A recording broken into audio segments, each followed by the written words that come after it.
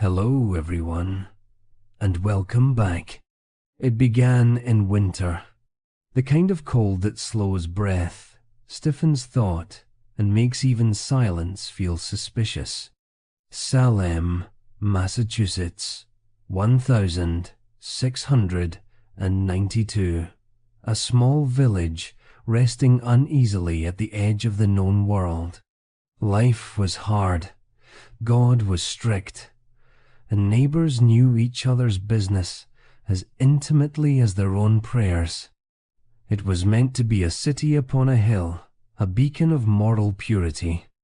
Instead, it became a place where fear wore scripture as a mask and suspicion grew faster than crops ever could. What destroyed Salem was not witchcraft. It was isolation, faith, and exhaustion colliding in one fragile community.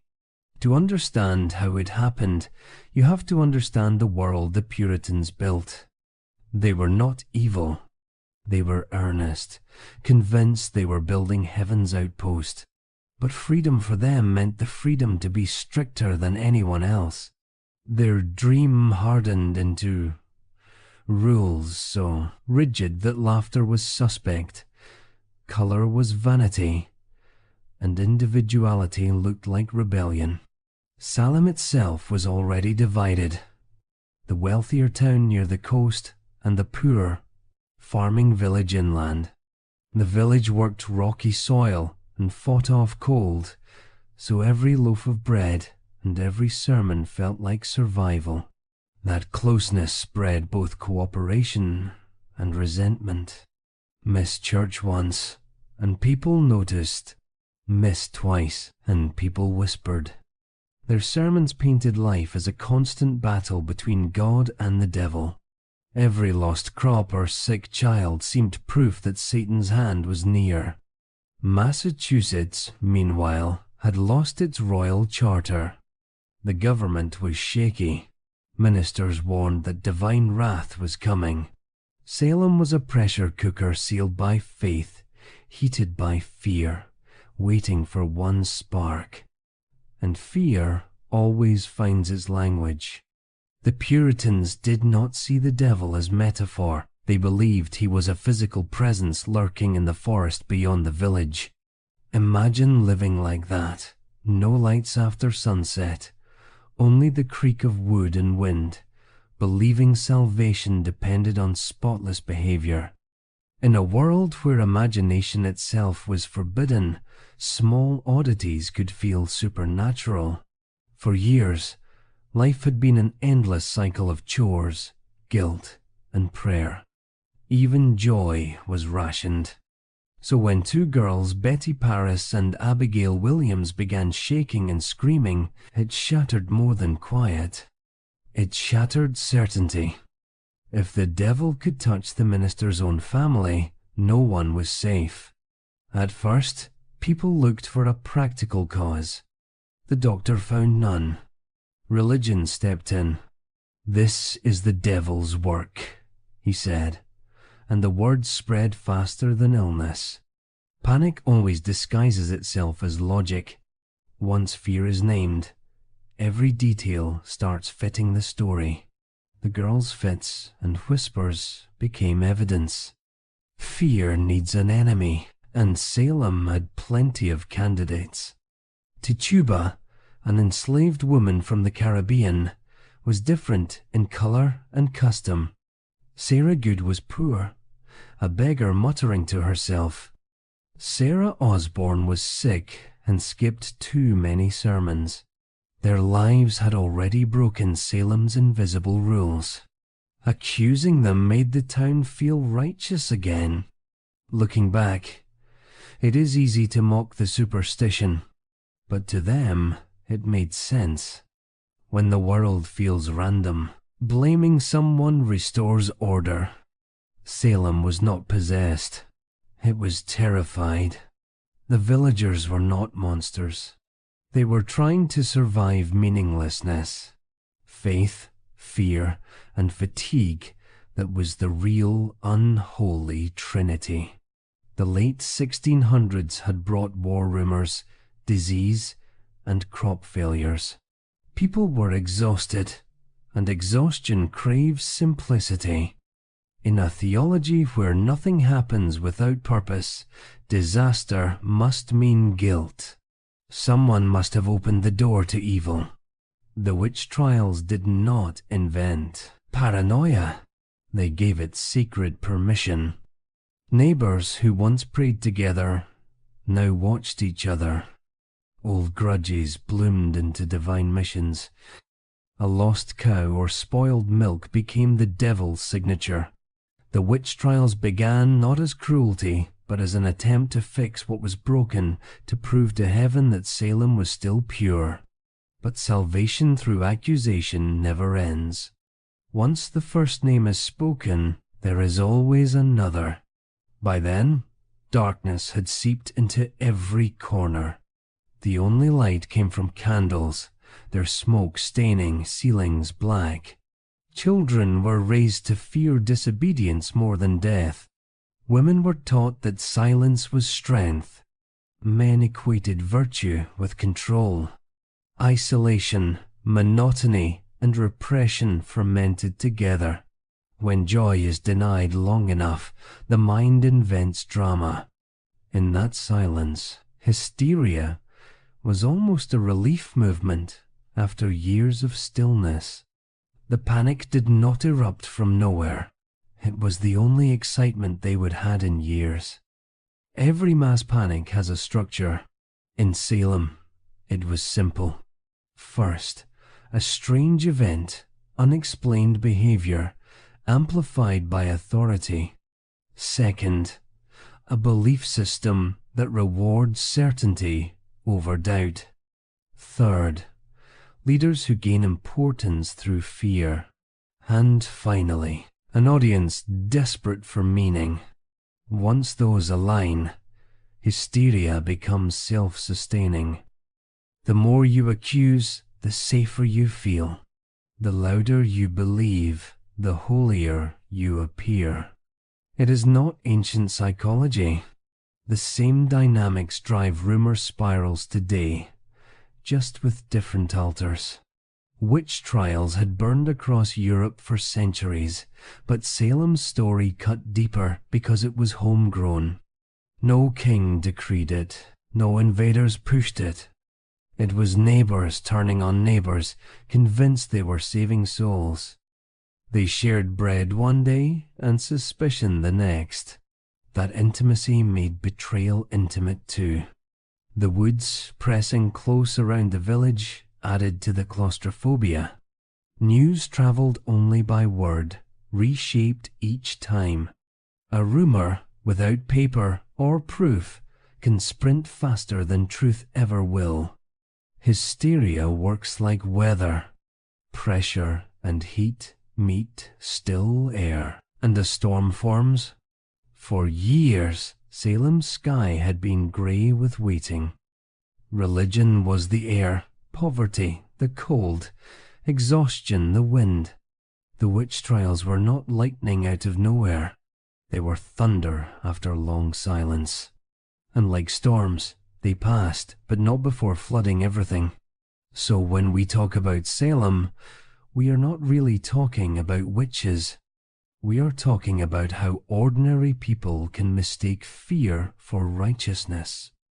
We are talking about how loneliness and faith mixed with pride can turn mercy into violence. The trials that followed the courts, the hangings, the prayers whispered under ropes were only the aftershock. The real story begins before the first accusation, in a quiet village where everyone already suspected everyone else of something. A grey sky, a cold church, 2 frightened children, and a community ready, almost eager, to believe that the devil had finally come to town. It started quietly, almost like a whisper behind closed doors. In the winter of 1692, inside Reverend Samuel Parris's small parsonage, 2 girls began to act in ways no one could explain. 9-year-old Betty Parris, the minister's daughter, and 11-year-old Abigail Williams, his niece, were suddenly gripped by fits that looked nothing like illness. They screamed, convulsed, and spoke of invisible creatures clawing at their skin. At night, their cries echoed through the wooden walls of the parsonage, carrying fear straight into the hearts of those who heard. Reverend Parris, a man already worried about his position in the village, saw not only his child suffering, but also his own reputation trembling. If the devil could reach a minister's home, what did that mean for the rest of Salem?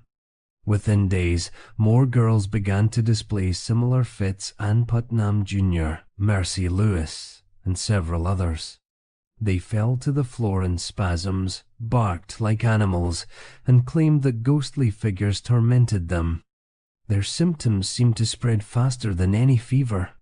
The village searched for explanations. Some thought the girls were pretending. Others whispered about illness or bad spirits from the woods. But in a world where the supernatural was not symbolic but real, even doubt became dangerous. When the local doctor, William Griggs, could not find any physical cause, he uttered words that would turn a private family problem into a community-wide crisis. It must be witchcraft. That diagnosis was enough. It gave fear a name, and a name gave it power. The moment witchcraft entered the conversation, everything changed. The girl's suffering was no longer random. It was evidence. And Salem, desperate for order, was eager to listen. People began to visit the Parris home, hoping to see the afflicted girls with their own eyes. What they saw confirmed their worst beliefs. Trembling bodies, sudden screams, and accusations whispered through clenched teeth. Ministers prayed, neighbors gasped, and the room filled with the scent of smoke and dread. Each outburst fed the next, until the girls' behavior became the town's theater, part tragedy, part sermon. To modern eyes, it might look like hysteria or performance, but to the Puritans, it was proof that unseen forces had breached their walls. Their entire worldview depended on clear boundaries between good and evil. Now, those boundaries were blurred. If children could be attacked by invisible spirits, who had sent them? Who among them had invited the devil in? It is easy to underestimate the power of suggestion in a community where belief defines reality. The more the girls screamed, the more credible they became. Each fit drew new witnesses. Each witness carried the story further, and each retelling made it feel more true. Salem's imagination began to fill with shapes and shadows. At night, villagers saw strange lights in the forest. By morning, they remembered dreams of witches dancing around a fire. And yet beneath all that terror lay something simpler: attention. For months, these young girls had lived quiet, restricted lives, expected to obey and remain unseen. Now, suddenly, they were at the center of everything. Important men listened when they spoke.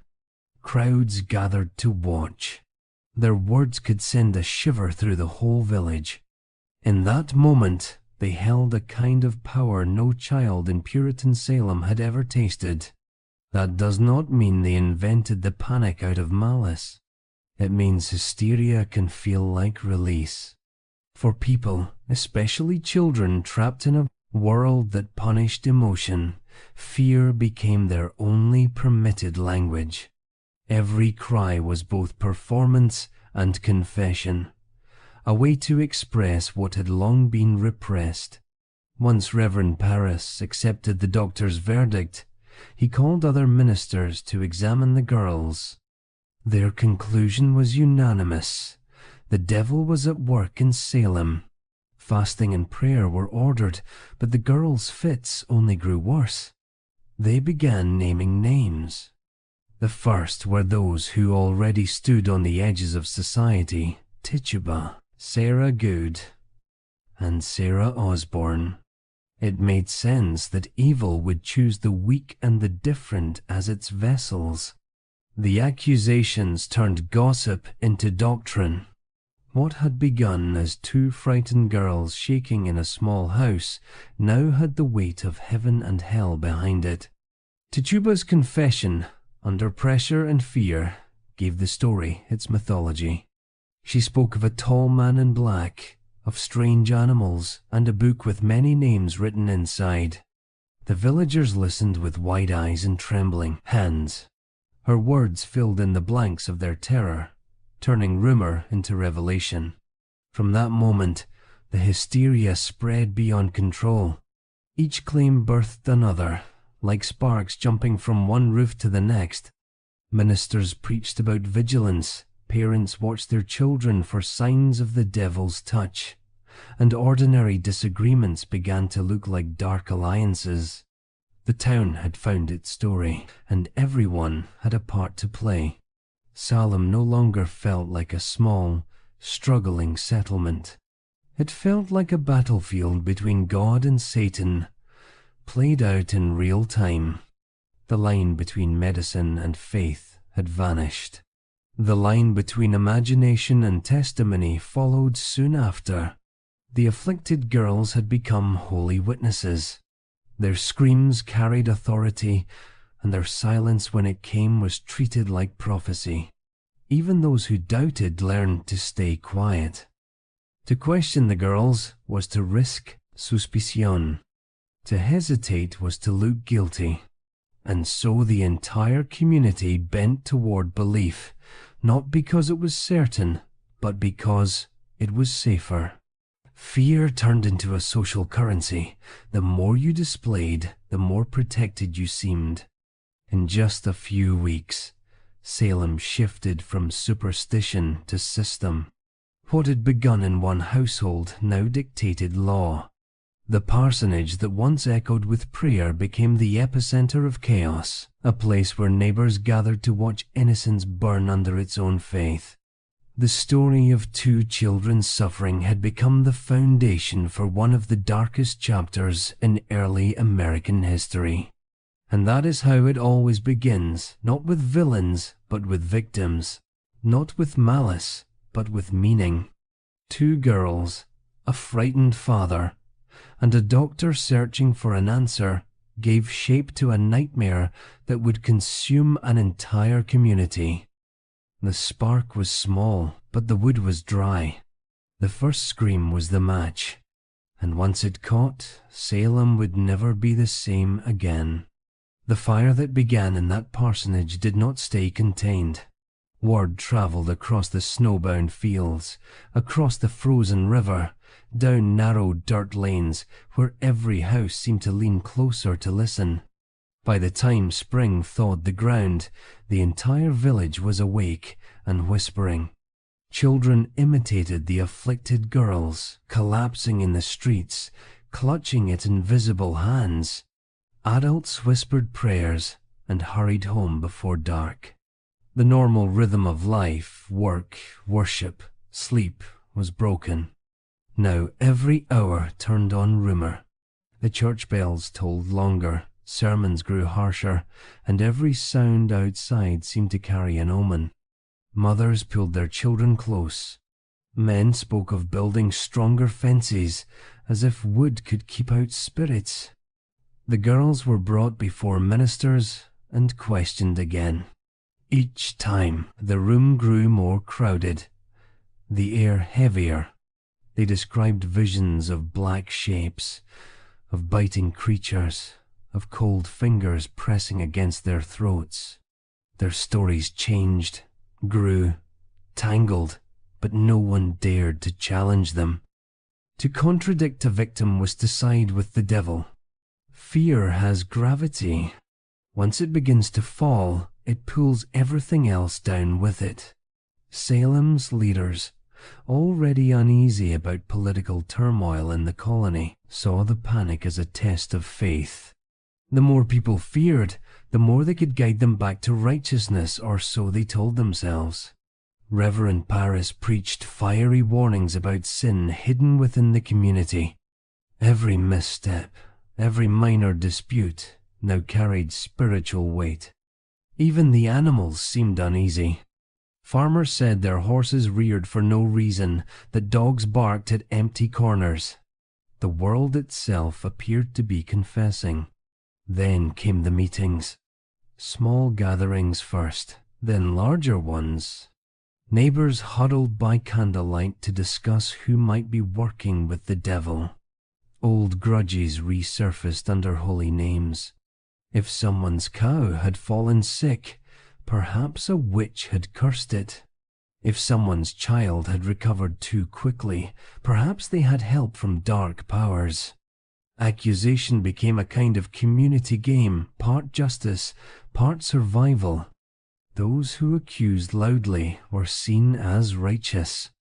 Those who stayed quiet drew stares. The afflicted girls, once pitied, were now revered. Their performances became almost ritual. They would enter a room, fall to the floor, and cry out that they saw a spirit standing near a specific person. That person, frozen in disbelief, would be seized and questioned. "Do you see this person tormenting you?" the judges would ask. Yes, the girls would scream, convulsing, and so a new name joined the growing list. Each name gave the others more credibility. Each arrest confirmed the story. Within weeks, the jails built to hold a handful of petty thieves were overflowing with accused witches. Chains clanked, prayers echoed, and the air smelled of straw and sweat and fear. Husbands accused wives, children accused parents, friends turned against each other. To survive, people pointed elsewhere. "I saw her spirit," they would say. Or he signed the devil's book. Lies became lifelines. And yet, beneath all this terror, something deeply human was happening.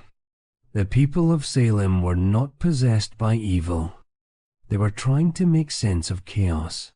For generations, they would have been told the world was a moral play, every event proof of divine justice. But what happens when that justice seems random? When the good suffer and the wicked prosper? It is easier to believe in witches than in unfairness. The witchcraft theory restored order. It said the world still makes sense if you look hard enough for the sinners. In that way, witchcraft was less a superstition than a social tool. It explained the inexplicable. It united people around a shared enemy. It allowed suffering to have a reason. Fear simplified the world. For a little while, that simplicity felt like peace. But hysteria is greedy. It demands more proof, more noise, more victims. The girls' accusations became wilder. They claimed to see flying shapes, spectral animals, ghosts in courtrooms. At one hearing, a girl screamed that an invisible bird pecked her neck. The crowd gasped, and the accused woman was dragged away before she could protest. Even the absurd felt rational once fear had rewritten the rules. Still, there were moments when doubt flickered. A few villagers began to whisper that perhaps the girls were acting, or that their fits looked rehearsed. One farmer, John Proctor, dared to call the girls frauds. But courage was costly. Soon his own wife was accused. To question the trials was to risk your life. The machinery of hysteria runs on silence. By late spring, the trials were in full motion. The court of Oyer and Terminer was formed, and its judges accepted the girls' visions as truth. The afflicted screamed, judges prayed, and the accused begged for mercy. Every hanging only fueled the next accusation. Salem's landscape changed. Gallows on the hill, weeping families below, a town praying louder to drown out its guilt. And yet, none of it would have happened without that first moment in the Paris house.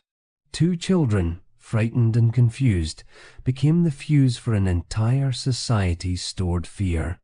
Their suffering, real or imagined, gave permission for everyone else to express their own. The girl's pain became the mirror of Salem's soul.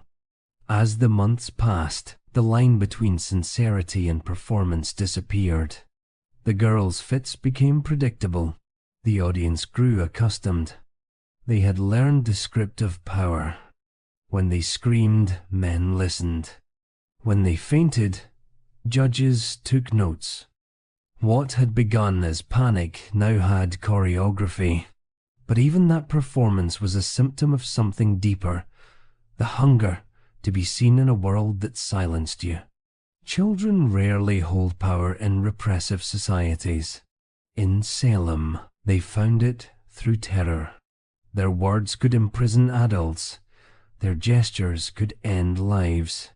It was intoxicating and deadly. But responsibility did not belong to them alone. The adults built the stage. The children only filled it. The ministers fed the panic. The courts formalized it, and the villagers sustained it. Everyone wanted the story to be true, because the alternative, that they were killing the innocent, was unbearable. As spring turned to summer, the hysteria reached its height. People who had once laughed at witch stories now crossed themselves when the wind changed. The night seemed alive with unseen movement. Crops failed, livestock died, thunder rolled. Every misfortune became a sermon. The devil's shadow stretched across every field, and in the center of it all stood the parsonage where the first screams had been heard. The small wooden house became a symbol, a shrine to fear. Visitors still came to watch the afflicted girls. Some came out of piety, some out of curiosity, others because they were afraid not to. Fear had become a form of belonging. To doubt was to stand alone. Eventually, even the afflicted seemed trapped by what they had started. They could not stop. The village would not let them. Each time the panic threatened to fade, someone demanded another confession, another name. The girls obliged. Their stories became grander, their theatrics more violent. And Salem kept believing, because belief had become easier than truth. That is how the spark from two frightened girls grew into an inferno. What began as a mystery of illness turned into an epidemic of accusation.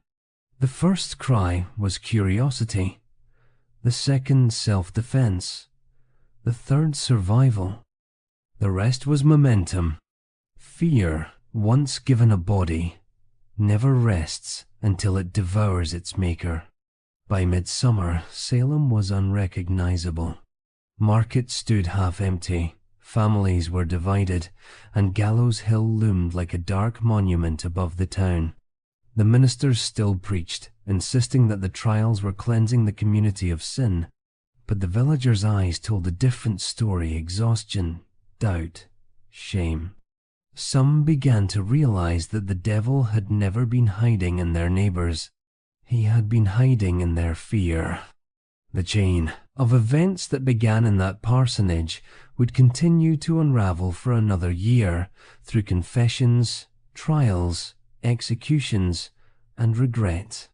But the seed was planted in those first days of confusion when a doctor said witchcraft, and everyone sighed in relief, believing they would find an answer.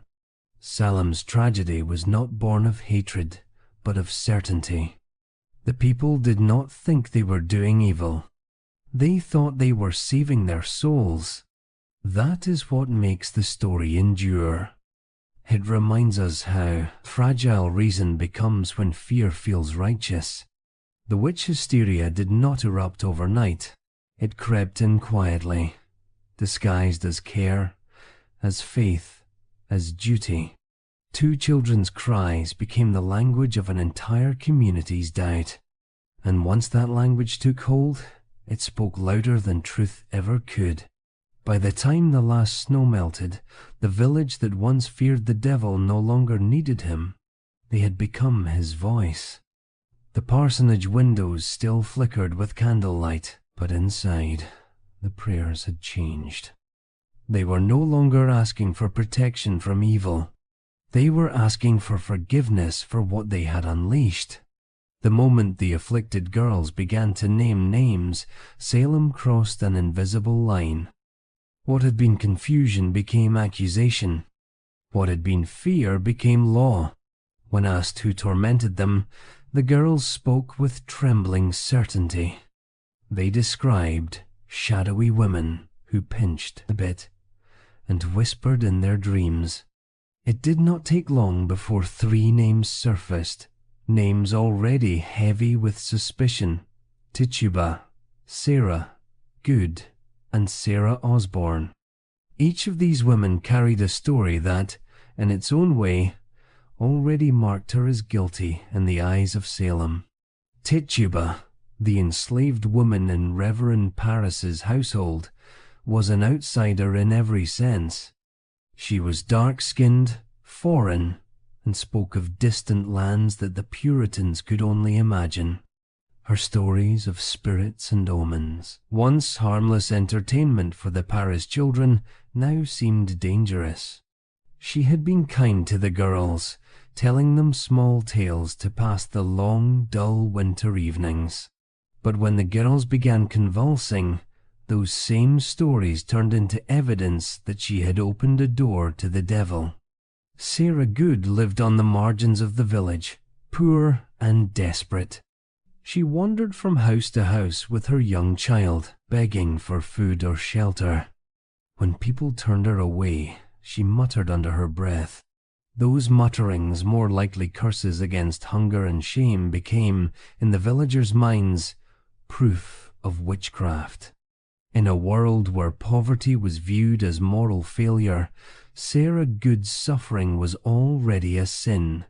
Then there was Sarah Osborne, a sick and stubborn woman who had missed too many church services and fought publicly over inheritance. She had married a servant after her first husband's death, breaking the strict social code of Salem. To her neighbors, she was a woman who no longer respected divine order. 3 women. 3 easy targets. None had power, all were inconvenient. When the girls pointed toward them, the community sighed in collective relief. The enemy had faces now. The arrests happened in early March. Snow still covered the ground, and the air was thin with cold. Villagers gathered as the constable knocked on doors, dragging the accused through the streets. The crowd did not shout. They watched in silence, a kind of grim satisfaction flickering behind their eyes. The world made sense again for a moment. When the interrogations began, the fear in the meeting house was palpable. The magistrates, John Hathorne and Jonathan Corwin, sat behind a wooden table, quills ready. The girls cried out from the benches, their voices sharp as wind. "There, she is hurting me." The accused women denied it, of course. But the more they protested, the more the girls screamed. Every movement was misread as guilt. Sarah Good tried to explain her poverty, her wandering, her anger. It did not matter. Her child was questioned. 2 little Dorcas, Good, barely 4 years old. Even the innocence of youth could not survive the fever. The child was pressured until she nodded. The court took it as confession. Sarah Osborne, frail and ill, could barely stand. She denied all charges, saying she had harmed no one. But the judges saw weakness as deceit, She was carried back to prison in chains, where sickness soon finished what the trials had begun. And then came Tituba, the most complicated figure in the story. She was brought before the magistrates last. The villagers expected a simple denial, but instead she told them what they wanted to hear. She spoke of a tall man in black, of books where witches signed their names, of strange animals, cats, birds, wolves, that carried out dark errands. Whether she believed any of it, or simply wanted to stop the shouting, no one can say. But her confession electrified the room. In that moment, the witch trials were born. Her story confirmed every suspicion, every sermon, every whispered fear. The devil was not just present, he had an organization. There were others, many others, hidden among them. The court demanded names, and Tituba gave them. The machine of hysteria roared to life. Her confession became the blueprint for dozens more. The structure was simple and irresistible. Admit guilt, accuse others, and live. Deny and die. From that day forward, confession meant survival. Denial meant the rope. Salem, which once valued honesty as sacred, now rewarded lies told in the right direction. Word of Tituba's confession spread faster than any proclamation. Ministers preached that the devil had infiltrated their midst.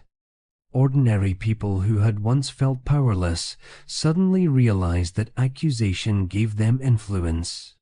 For the first time, being afraid became a kind of authority. Neighbors who had kept quiet about old grudges now found their chance. A cow that died last winter, a quarrel over land, a lost needle. Everything could be reinterpreted through the language of witchcraft. The accused were not just individuals anymore, they were symbols of evil. And so, by the end of March, Salem's prisons overflowed. The women were shackled together, their breath frosting the air in the dim light.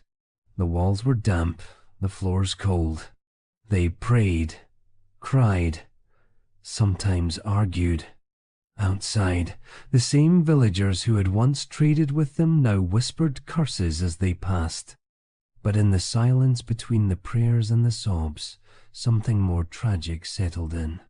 None of these women had any hope of convincing the world of their innocence. The logic of hysteria had no reverse gear. If you denied guilt, you were stubborn. If you confessed, you were damned. If you accused others, you lived but at the cost of your soul. Tituba's testimony had also given Salem its story, a dark conspiracy beneath a holy surface. The ministers called it a divine test. The judges called it duty. The villagers called it justice. But beneath every word was fear, the fear that maybe, just maybe, this evil could not be stopped, and they were all complicit in letting it grow. Even the children of Salem felt its reach. They played witch in the fields, imitating the courtroom scenes they had overheard. They learned the new hierarchy of fear, who to trust, who to watch, and when to keep silent. In a society built on obedience, the witch panic had become the one thing that united everyone: priests, farmers, beggars, even children. Sarah Good was hanged that summer, still proclaiming her innocence. Her final words were bitter and fearless. "You are a liar. I am no more a witch than you are a wizard." Sarah Osborne died in jail before her trial ever began. Tituba, ironically, survived. She remained in prison for over a year before being sold to pay her jail fees. The one who confessed lived. The ones who held to truth perished. The village did not see this irony. Instead, it saw confirmation. The trials were working. They thought the witches were being revealed. In truth, the tragedy had only begun. The first accusations opened a door that would never fully close. Every time a woman swung from the gallows, the people below whispered prayers not for her soul, but for their own safety. Because once the system rewarded fear, no one could stand outside it. The witches might die, but the logic that killed them was immortal. From that point forward, the trials were unstoppable. The magistrates established a precedent. Confession was currency, and death was proof.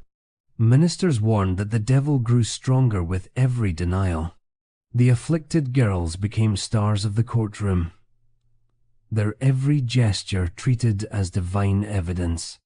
All of it, the screams, the prayers, the gallows, began with those first names. Tituba, Sarah, Good, Sarah, Osborne. The choice of victims was not random. It followed the same cruel rhythm seen throughout history. Punish the powerless, sanctify the accusers, call it righteousness. By the time Salem realized what it had done, it was too late. But that reckoning belongs to another chapter. For now, the town had found its villains, its heroes, and its holy war. The stage was set. The players were chosen. The tragedy had begun. The trials might have stayed small, 3 names, a few hearings if not for one decision that turned rumor into authority. The judges began to accept something called spectral evidence. It meant that visions, dreams, or invisible attacks could be treated as proof. If someone swore they saw your ghost tormenting them at night, that was enough to destroy you in daylight. It sounds absurd now, but to the people of Salem, it felt logical. They believed the devil could take on the shape of an innocent person to carry out harm, but only with that person's permission. So if a witness saw your spirit in a nightmare, it must mean you had made a pact. The courtroom became a theater of imagination, half prayer meeting, half performance. The afflicted girls writhed, screamed, and claimed to see specters floating above the accused. Judges nodded, scribes wrote, and the audience gasped. Fear became evidence. Performance became fact. In the early spring of 1692, the trials grew louder. What began in the meeting house spilled into the streets. The names of the accused multiplied, first a handful, then dozens. The more the girls pointed, the more power they gained, and the more people believed them. The court, overwhelmed, stopped questioning whether witchcraft existed. Its only task now was to identify the guilty. Every trial followed the same grim rhythm. The afflicted entered trembling, hands clutched to their chests. The accused stood pale and bewildered, surrounded by whispers. A judge would ask, "Do you torment these children?" And before they could answer, the girls would fall to the ground, convulsing, shouting that the spirit of the accused was choking them. The crowd gasped. The judges leaned forward. It was theater disguised as justice. And the worst part, the system rewarded participation. If you confessed, you might live. If you refused, you would die. So people began to confess not because they were guilty, but because they were desperate. They named others, spreading guilt like infection. The court praised them for their honesty, calling it repentance. Each confession created new suspects, and each new suspect reinforced the illusion that witchcraft was everywhere. The social map of Salem redrew itself.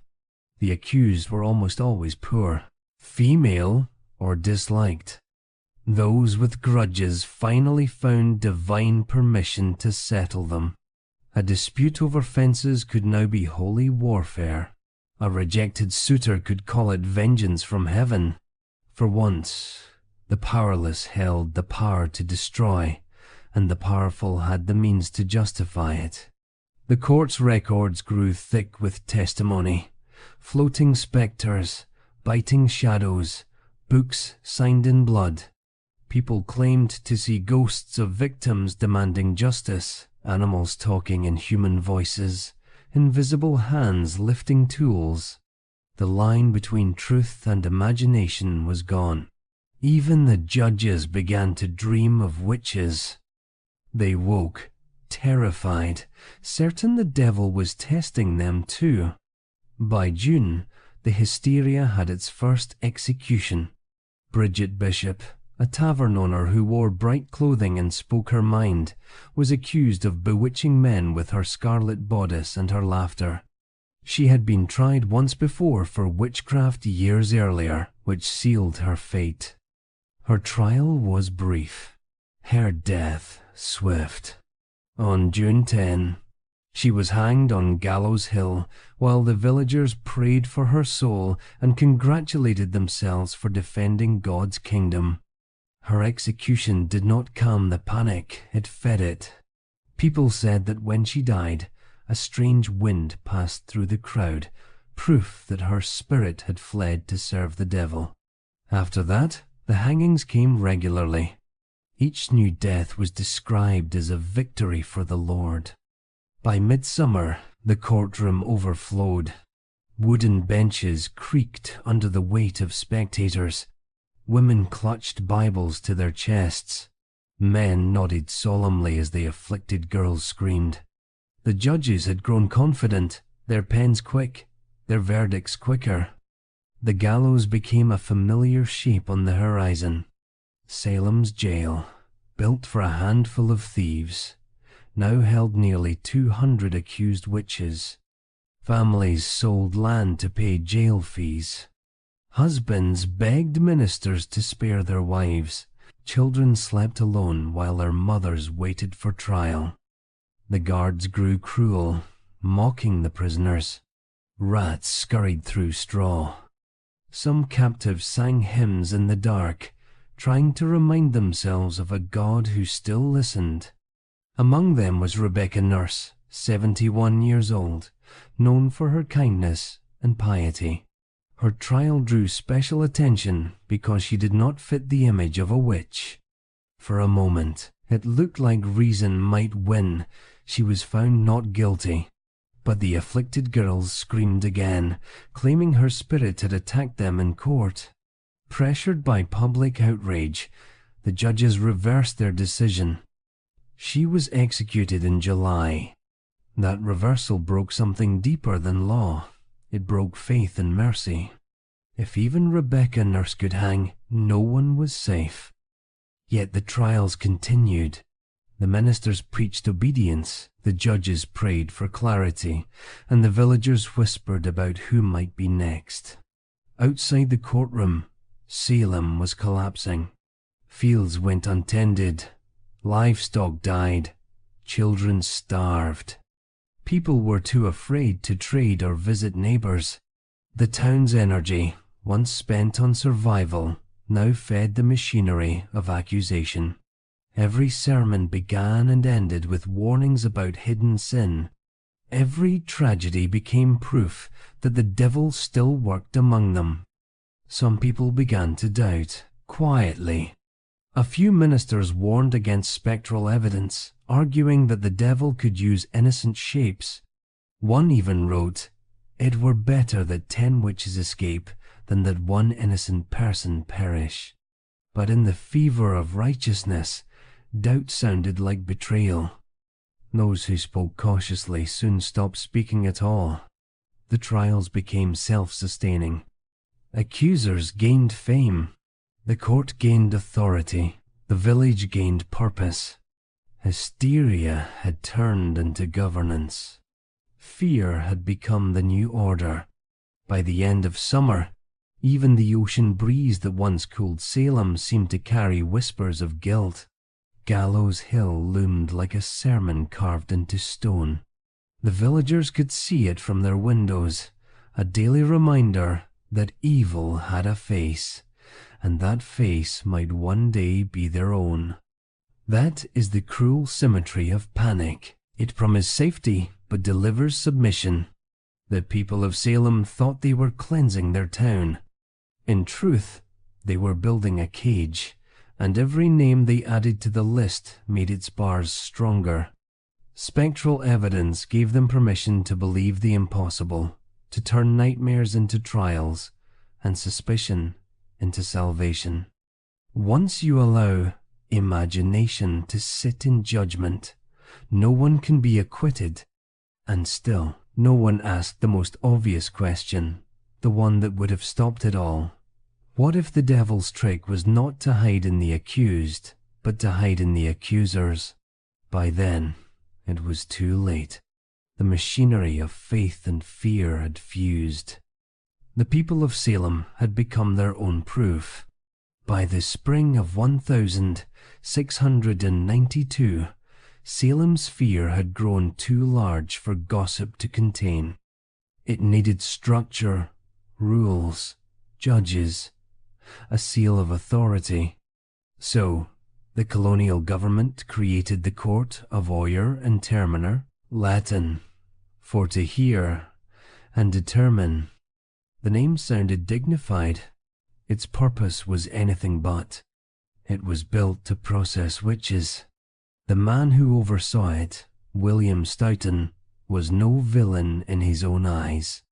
He was a devout Puritan, stern and logical, convinced that law and scripture were one. To him, eradicating witchcraft was not cruelty, it was service to God. The governor, Sir William Phipps, trusted him completely. Fear had found its administrator. The courtroom itself was small, dark, and always crowded. People pressed against the walls, craning to see the faces of the accused. The air reeked of sweat and candle smoke. Outside, carts creaked under the weight of more prisoners, their chains clinking softly like broken prayers.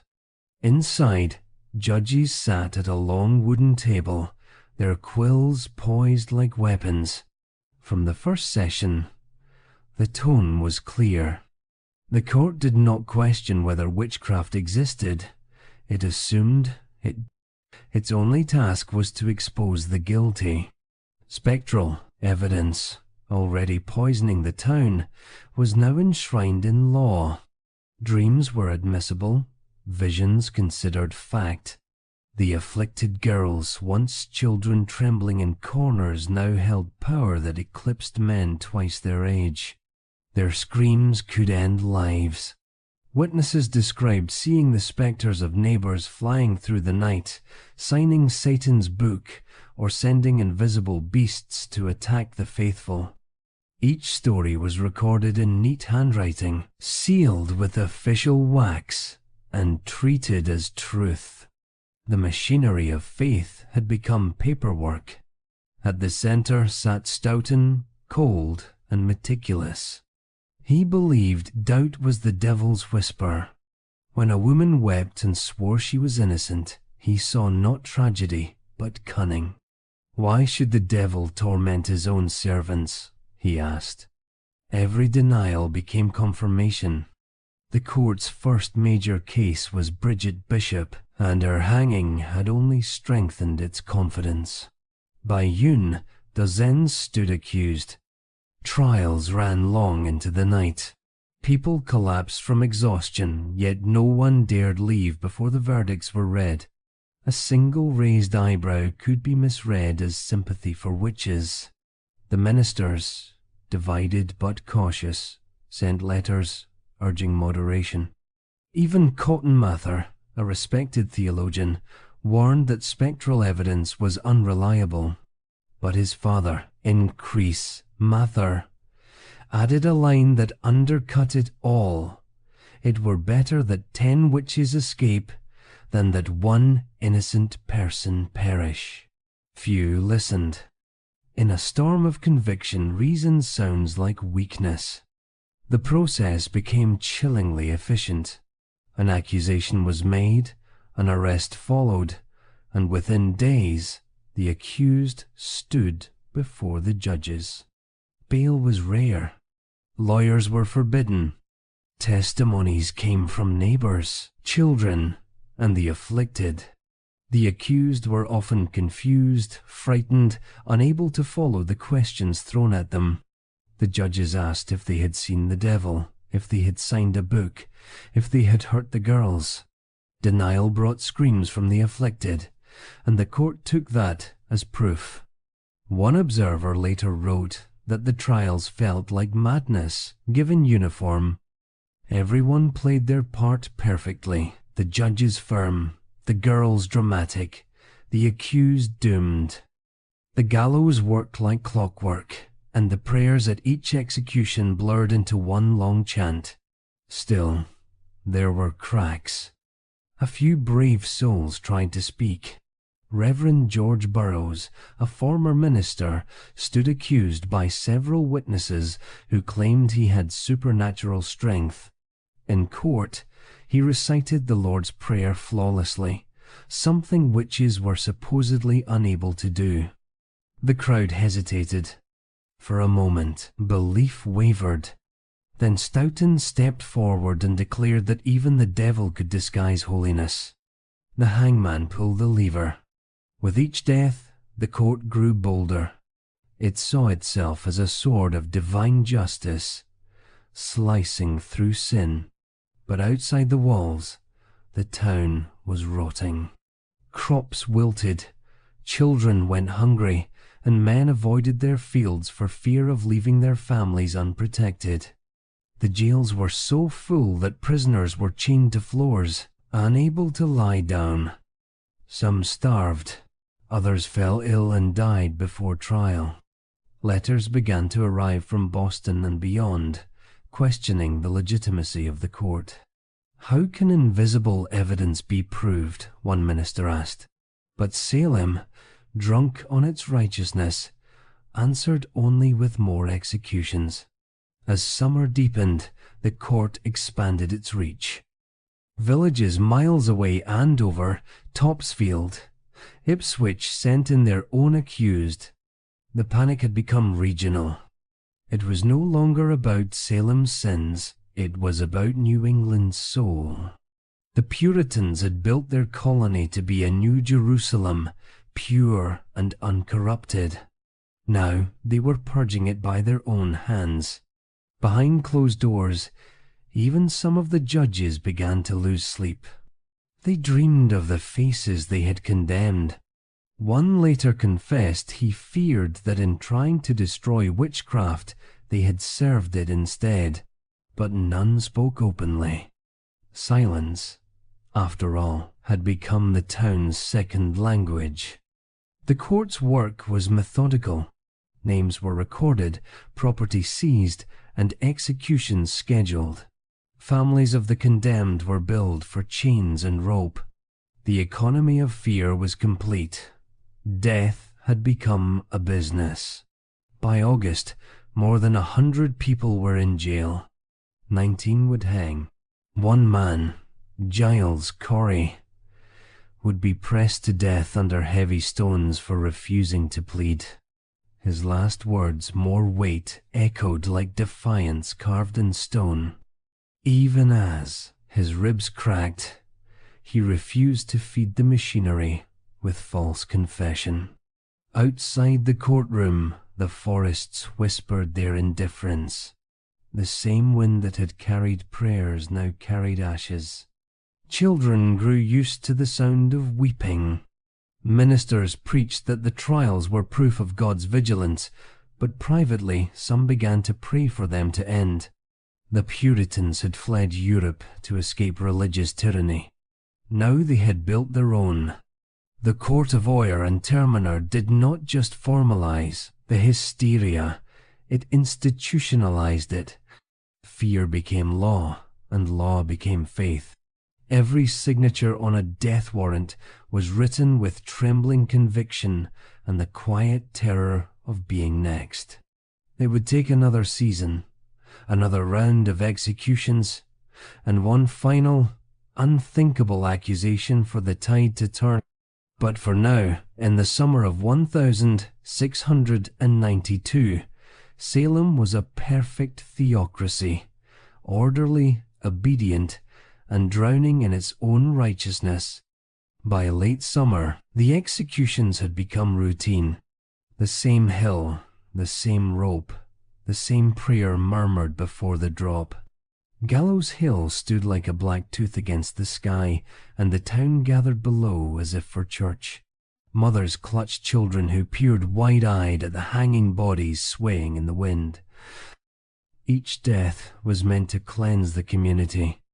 Instead, it stained it deeper. 19 people were hanged that year.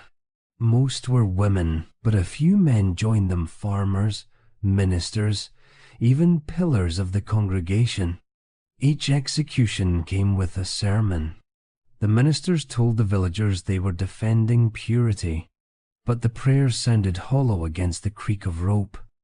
When Bridget Bishop had died first, people whispered that her bright clothes had tempted the devil. When Rebecca Nurse followed, the whisper changed. Perhaps goodness itself could be deceptive. The logic twisted until it devoured itself. In August, George Burroughs, the former minister of Salem Village, was led to the scaffold. He prayed aloud and recited the Lord's Prayer flawlessly, something witches were said to be unable to do. The crowd hesitated. For a moment, the spell of fear broke. Then one of the magistrates shouted that even Satan could mimic piety. The hangman finished his work, and the crowd fell silent. As the bodies multiplied, so did the doubt. Families began to whisper that maybe something was wrong. But silence was safer than speech. The moment anyone questioned the trials, suspicion turned toward them. Fear had become self-sustaining. To survive it, you had to feed it. The trials dragged on through the heat of summer and into the chill of autumn. The jails overflowed. Women gave birth in chains. Men starved in darkness while their land was seized to pay court fees. Neighbors bought the property of the condemned at low prices, telling themselves they were only helping maintain order. Even children were locked away. Sarah Good's little daughter, barely 5, remained in prison for months. She would never again sleep through the night. Then came the death of Giles Corey, the old farmer who refused to plead. The court needed a confession to proceed, and he would not give them one. So they laid him in an open field, placed boards upon his chest, and stacked stones on top. Each time they urged him to speak, he only muttered, "More weight." When he finally died, the townspeople called it justice, but his defiance outlived him. It was the first crack in the wall.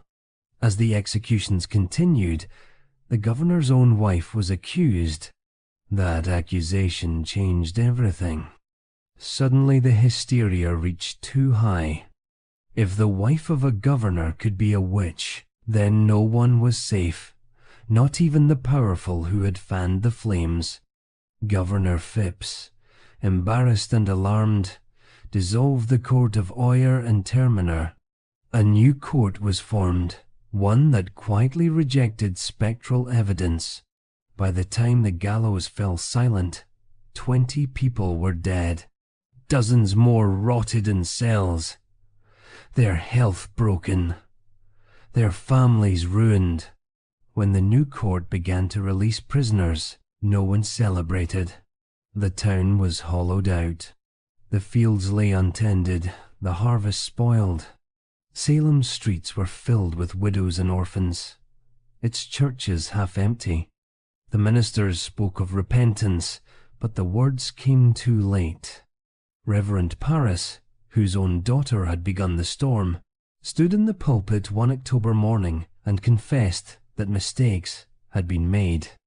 He asked for forgiveness. The congregation stared back, unmoving. His prayers, once so loud, now sounded small. Within a year, he would leave Salem, never to return. Some of the judges wrote letters begging God's mercy. Judge Sewall stood before his church and publicly confessed guilt, asking for the congregation's prayers. Others, like Stoughton, never apologized. They claimed they had only followed the evidence given, but evidence had become another word for fear. The survivors carried the memory like a curse. Children who had watched the hangings grew into adults who avoided the hill. Families of the condemned could not find buyers for their land. The ghosts of the trials lingered not as spectres, but as silence, a silence that settled into the soil. Years later, when the colony tried to make amends, it could offer only money. The government paid reparations to some of the victims' families, but no amount could buy back faith. The Puritans had built their world on the promise of order, sin punished, virtue rewarded.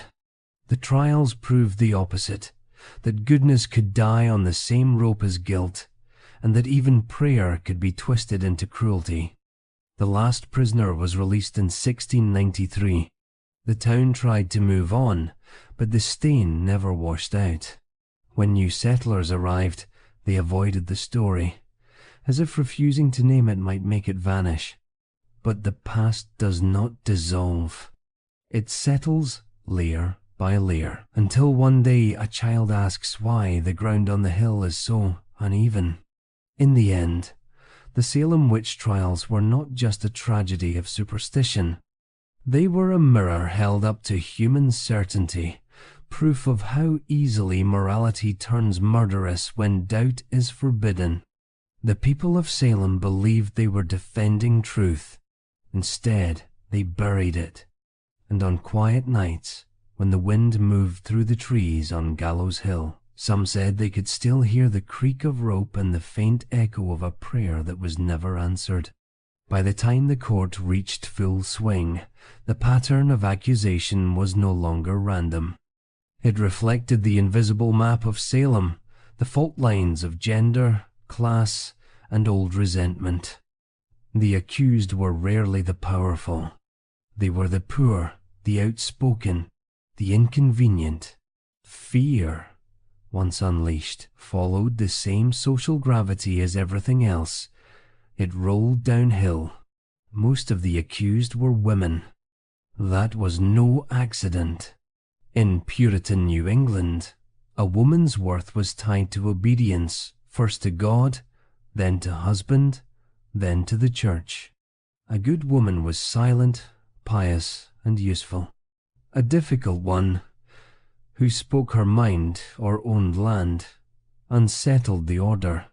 And when fear demanded names, such women were the easiest to name.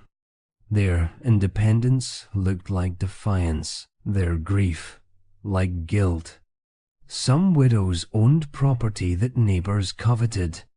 Others had survived multiple marriages, an anomaly in a world where misfortune itself could be evidence of sin. A woman who lost 2 husbands might be whispered about as unlucky. Add a failed crop or a quarrel, and suddenly her bad luck had a supernatural cause. Men were accused too, but usually through proximity. Husbands of accused wives, fathers of afflicted girls, ministers whose sermons failed to calm the storm. Their guilt was borrowed, their trials public. But for women, guilt was personal, woven into the fabric of how society saw them. The social tension between Salem village and Salem town deepened the divide. The village, poorer and more religious, resented the town's wealth and trade. Many of the early accusers came from families who felt looked down upon by those closer to the coast. The witch trials gave them a strange form of revenge, a way to invert the hierarchy, if only briefly. For the first time, the powerless could summon the powerful to answer them. The Putnams were central to this divide. Thomas Putnam, a wealthy but embittered farmer, had long been at odds with several of the accused. Land disputes, inheritance conflicts, and political feuds all found their way into testimony. His daughter, Ann Putnam Jr., was one of the most vocal accusers. Her visions always seemed to target her father's enemies. No one pointed that out aloud. In Salem, coincidence had become confession. It is hard to overstate how intertwined faith and social standing were. To miss church was to risk suspicion. To prosper too much was also suspicious, perhaps the devil's favor. Puritan life allowed little room for nuance. Misfortune or success could both look unnatural in the right light. That ambiguity gave fear endless. Well, even within families, distrust took root. A husband could denounce his wife to save himself. A child could accuse a parent, believing they were saving their own soul. Confession became currency. Betrayal. Survival. The witch trials taught people to weaponize virtue.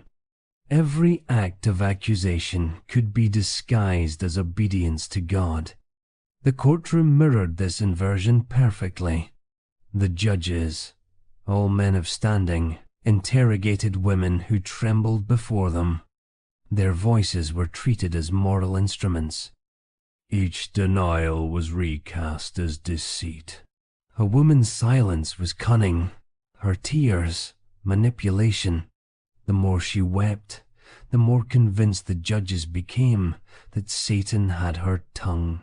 Mercy was redefined as punishment. The gallows became a kind of moral theater, reaffirming who held authority and who did not. But something subtler worked beneath the surface, the exhaustion of living in a society that demanded perfection. Every sermon warned that sin could hide anywhere, even in a thought. Everyone had something to fear, something to hide. The witch trials gave that pressure an outlet. If you could point to a witch, you could momentarily stop wondering if you were one. The trials became a moral mirror that reflected the villagers' insecurities. The men accused of witchcraft were often those who challenged ministerial authority or showed skepticism toward the trials.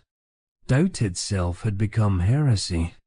The women accused were those who did not fit neatly into the mold: midwives, healers, widows, or women who dared to argue with their neighbors.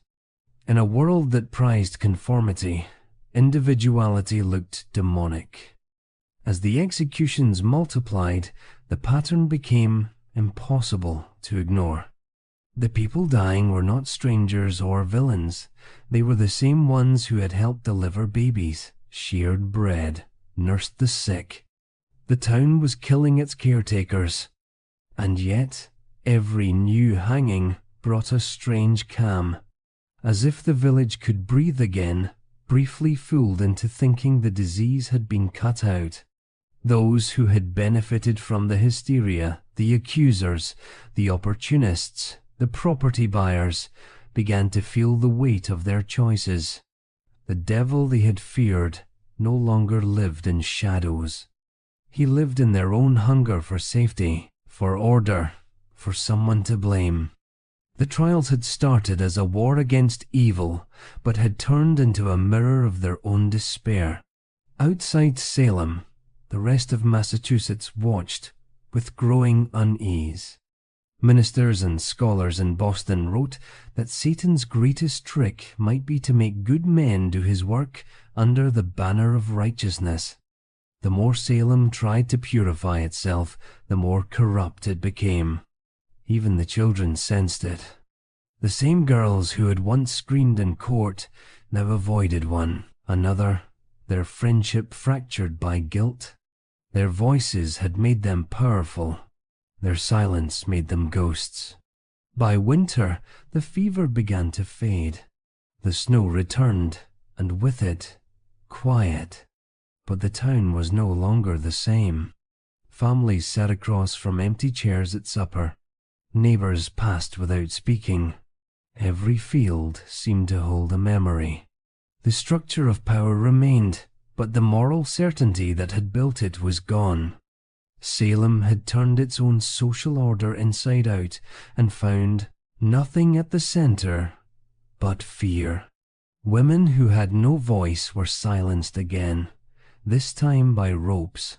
Men who thought themselves righteous learned how easily righteousness can rot, and the church that once promised salvation now stood as a monument to hysteria dressed in holy language. The witch trials had begun as an attempt to restore purity. In the end, they revealed a truth no one wanted to see, that fear needs no witches to survive. It only needs a crowd, a cause, and a court willing to listen. By the autumn of 1692, Salem's fever had begun to turn against itself. The town that had once shouted witch with such certainty now whispered it like a curse it wished it could take back. The gallows still stood, but fewer people came to watch. The air had changed. The executions no longer felt like victories. They felt like funerals no one wanted to claim. The shift began quietly, almost invisibly. The first doubts crept in through those who had the most to lose. Ministers, magistrates, even members of the jury. Some of the afflicted girls began to waver. Their fits grew less convincing. Their stories tangled. The same gestures that once drew gasps now drew silence. People began to look away instead of cheering. Then came the accusation that shattered the illusion entirely. In October, the girls accused Lady Mary Phipps, the governor's own wife. It was as if the fire they would built had finally turned toward the house of its keepers. Governor William Phipps, horrified, acted swiftly. Within days, he dissolved the court of Oyer and Terminer, the very institution he had created. In its place, he established a new court that quietly discarded spectral evidence, the foundation of every conviction. That decision was more than a legal change. It was an unspoken confession. The government no longer believed in the world it had built. Those still imprisoned waited, thin and sick, for their fates to change. One by one, they were released. Some walked out barefoot, unable to remember sunlight. Others left only to find their homes sold, their families scattered. For many, freedom was just another kind of exile. The town that had condemned them could not look them in the eye. The ministers tried to reclaim control of the story. They preached that the trials had been a necessary test of faith, a lesson in vigilance. But the words rang hollow. Too many graves stood between sermon and listener. Reverend Samuel Parris, whose household had sparked it all, faced growing anger. Parishioners refused to attend his sermons. Some demanded his resignation. His prayers could not fill the silence he had helped create. Within months, he fled Salem, leaving behind a pulpit that no one wanted to inherit. Even the judges were haunted. Samuel Sewall, one of the most respected magistrates, stood in his church a year later and publicly confessed his guilt. He declared a day of fasting and prayer, asking for divine forgiveness for the innocent blood shed. Few others followed. William Stoughton, the chief judge, refused to apologize. To his dying day, he insisted he had served God's will. But the villagers could not unsee what they had done. The same people who once crowded the courtroom now avoided it. The same lips that once shouted accusations now trembled in shame. Salem's streets filled with ghosts, not of witches, but of conscience. The taverns were quiet, the fields untended. The world felt smaller, as if the horizon itself had moved inward. When the new court, led by Governor Phipps, began reviewing the evidence, most cases collapsed instantly. Without spectral testimony, there was nothing left to hold them up. The witchcraft dissolved like fog under sun. In May 1693, Phipps released the last prisoners and declared the trials over. The devil had left Salem, they said, but not in the way they thought. Years later, the colony tried to atone. The government paid reparations to survivors and families of the dead. They issued formal pardons, but no one could restore what had been lost. The friendships broken, the children orphaned, the trust that once held a fragile town together. Money could not quiet the echo of rope or erase the smell of fear baked into every beam of the meeting house.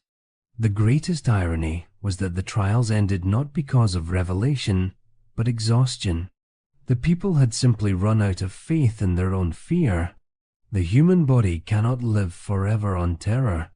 The villagers began to crave silence, normalcy, the rhythm of ordinary sin, the kind that did not require gallows to cure.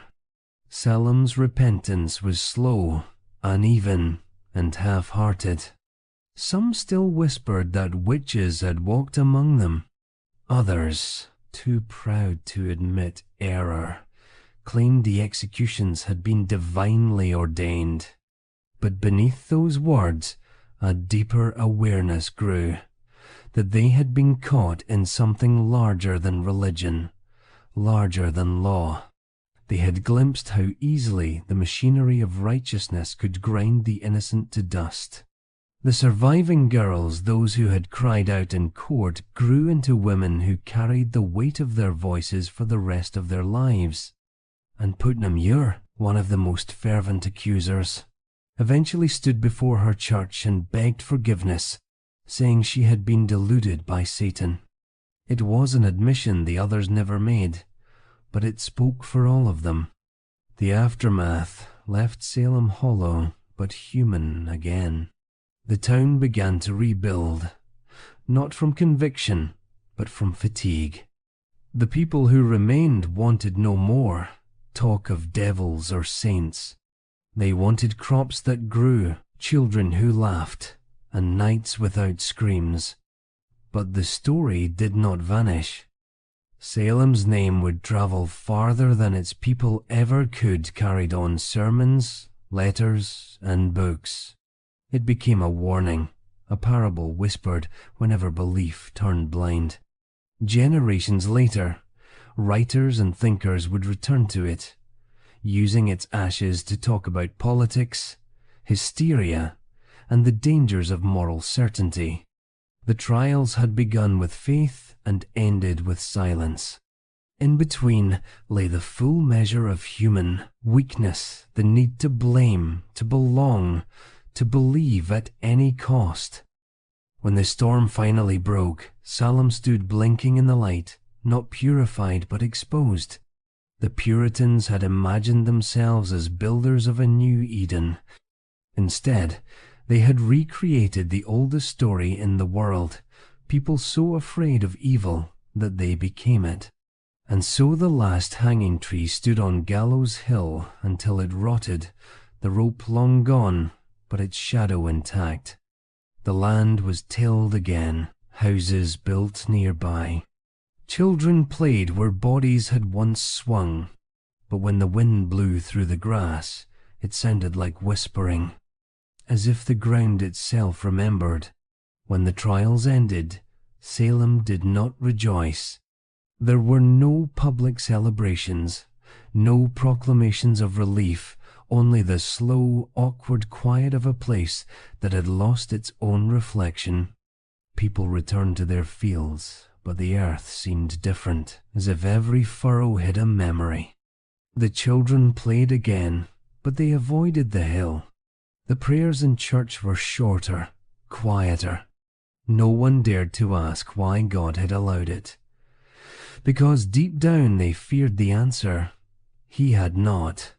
For the survivors, the return to ordinary life was almost impossible. The accused who were freed came home to find their houses ransacked, their animals gone, their neighbors avoiding them. Some were forced to beg from the same villagers who had testified against them. Others left Salem entirely, vanishing into other towns where no one would recognize their names. Forgiveness was a word people spoke but did not mean.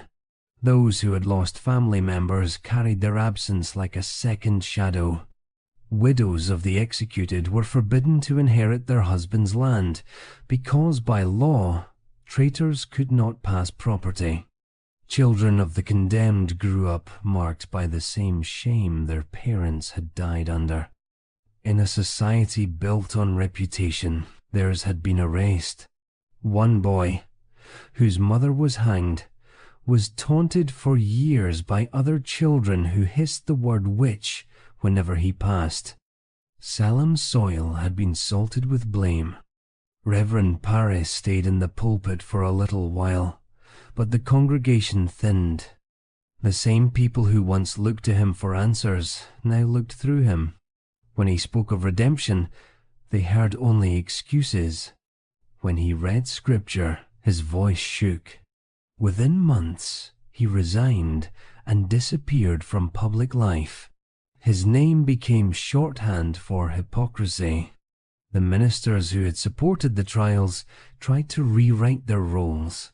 Some claimed they had doubted from the start. Others framed the panic as a divine test. The truth was simpler. No one wanted to be the villain in the story history was beginning to tell. The judges who had sentenced the innocent tried to hide behind law and duty, insisting they had done what any godly man would do. But conscience does not dissolve under doctrine. The night stayed long. Judge Samuel Sewall's confession in 1697 became the colony's first public apology. He stood in church while a minister read his statement aloud. He bowed his head, trembling, as the congregation prayed for his forgiveness. He spent the rest of his life in acts of penance, fasting, giving to the poor, writing about the moral dangers of pride. Yet even his humility could not erase the image of the gallows. That tree had grown in his handwriting.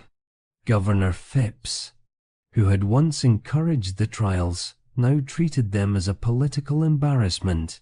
He banned further arrests and ordered compensation for some families. The colony formally declared a day of fasting and reflection, meant to lament the errors and misfortunes of the past year. But even repentance came divided. The wealthy mourned their loss of moral certainty. The poor mourned their dead. The irony was brutal. A town that had destroyed itself trying to prove its innocence now struggled to prove its guilt. No one wanted to claim ownership of the horror, yet everyone had taken part in it. The afflicted girls were never punished. Most faded into obscurity, marrying and leaving Salem behind. Only Ann Putnam Jr. returned 20 years later to beg public forgiveness. In front of her congregation, she confessed that she had been deluded by Satan, that she had caused the deaths of innocent people through ignorance and fear. Her words trembled, but she spoke them to the end. The congregation listened in silence. No one interrupted. When she finished, she sat down, and the church remained still for a long time. But guilt never stays contained. It seeps into stories, into language, into how a community understands itself. Salem became a cautionary tale within a single generation. Parents told their children to beware of false witness, Ministers used the trials as proof that even the righteous could lose their way. But beneath the moral lessons, there was a deeper wound, the loss of faith not in God, but in people. The town fractured. Some moved away, starting over in quieter places. Others stayed, too poor or too proud to leave. They rebuilt the meeting house, planted new crops, and tried to live as though the past had been a fever dream. But every sound, every hammer on wood, every sermon in the air seemed to echo what had come before. The more they tried to forget, the more the silence grew heavy. Outside Massachusetts, the trials became an embarrassment for the Puritan experiment. The city, upon a hill, meant to be a model of moral perfection, had revealed the dangers of its own purity. Intellectuals and preachers in Europe cited Salem as proof that excessive zeal corrupts judgment. What had been divine authority now looked like fanaticism. The word witch itself began to lose its terror, replaced by another hysteria. Years later, long after the gallows were gone and the last witness had died, the government issued official pardons. The list was long, and the ink trembled. Where clerks wrote names no one dared to say aloud for decades. But time does not forgive, it forgets. And forgetting is never clean. Salem's descendants learned to live with the paradox. They were both heirs to faith and children of fear. The landscape changed, the people changed, but the story stayed. Travelers would come through and ask where the witches had been hanged. Locals pointed vaguely to the north, unwilling to be exact. Tourists came for curiosity. The villagers came for silence. In the centuries that followed, the story of Salem became less about witchcraft and more about belief itself, the thin line between devotion and delusion. Writers would turn it into allegory, politicians into warning, psychologists into study. But beneath all the analysis, the raw truth remained. People killed their neighbors because they needed to feel safe. Even now, the story lingers, not because of its horror, but because it is so recognizably human. The same hunger for certainty, the same fear of chaos, still beats quietly under modern skin. Salem's ghosts do not haunt through superstition, they whisper through repetition. Every time fear becomes virtue, every time judgment feels like righteousness, the ground remembers. In 1706, and Putnam's apology closed the book on Salem in the colony's eyes. But the story never really ended.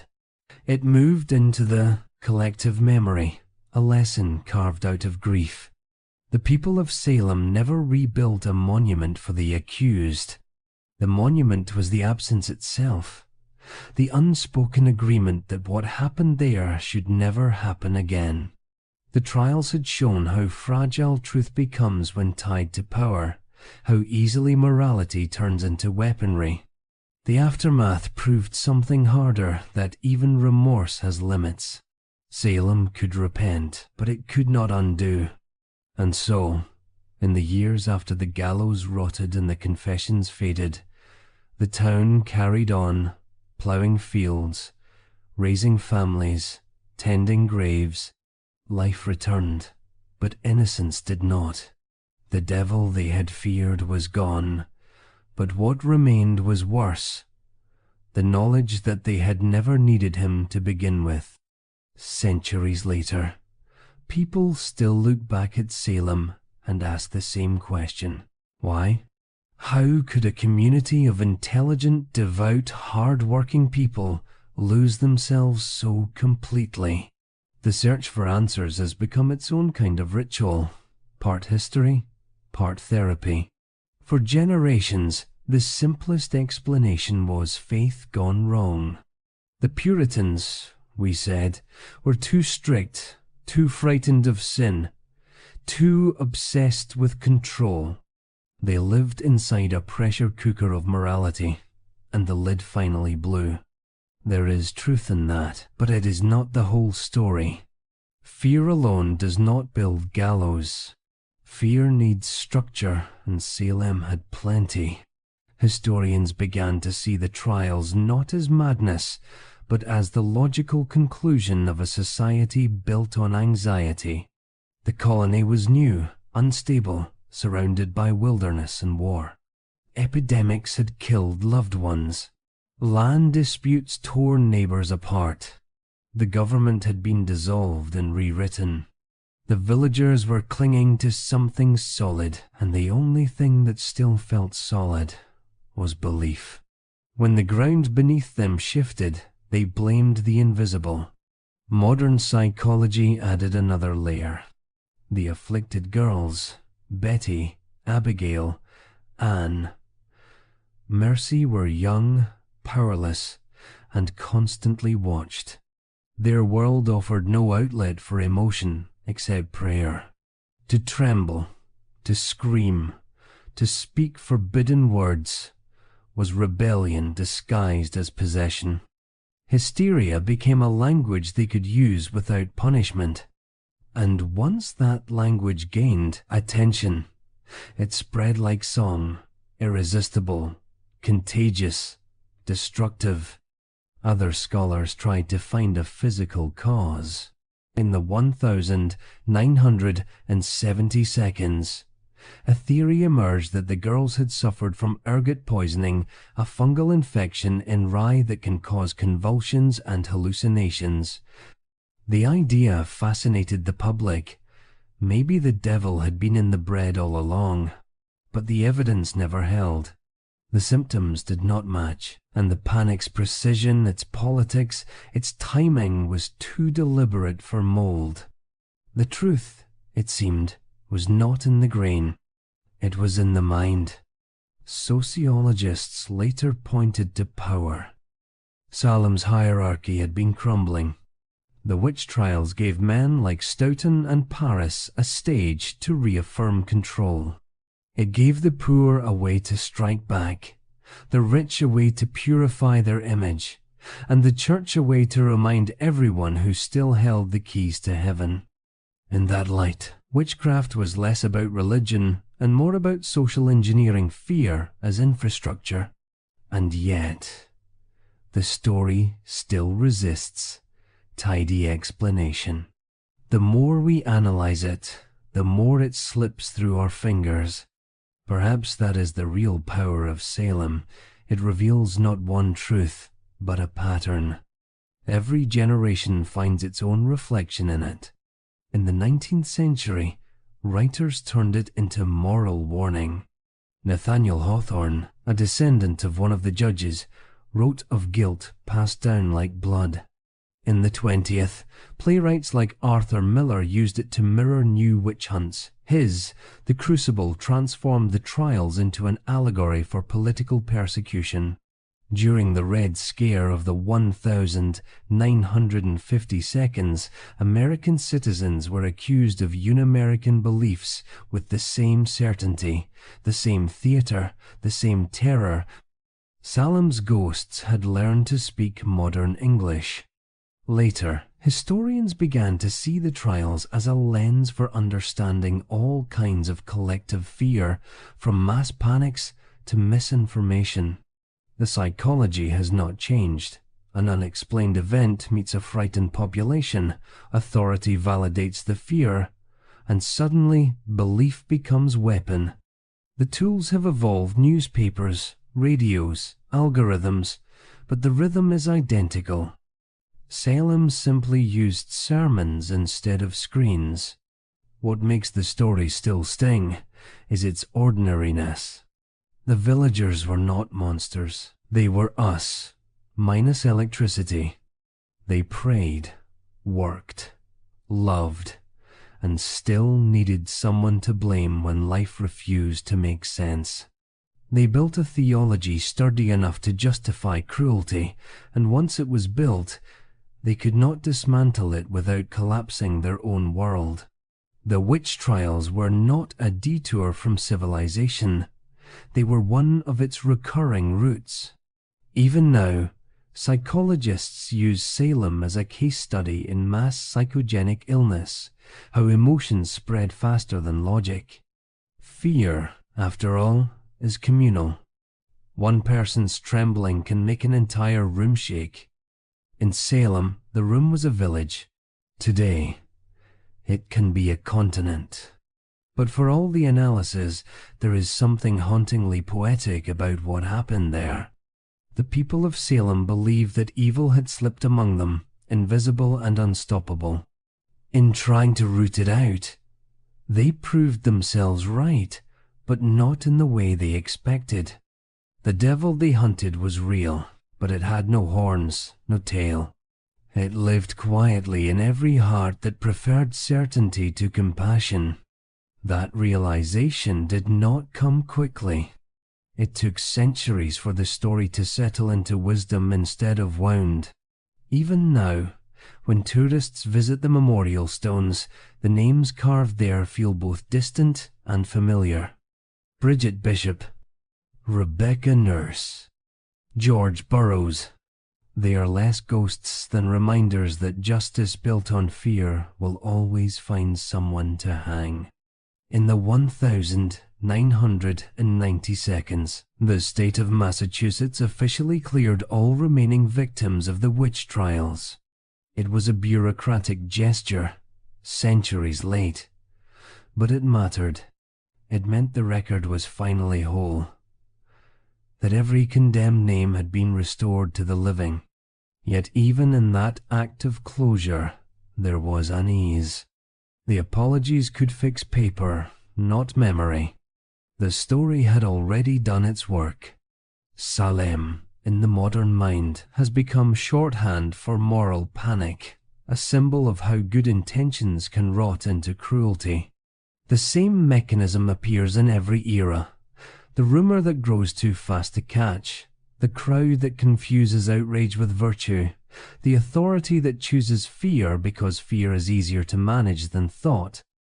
And so the witch trials keep repeating themselves, in new disguises, in headlines, in hashtags, in quiet offices, where reputations die in whispers. The costumes change, the script does not. Modern Salem is a tourist town now.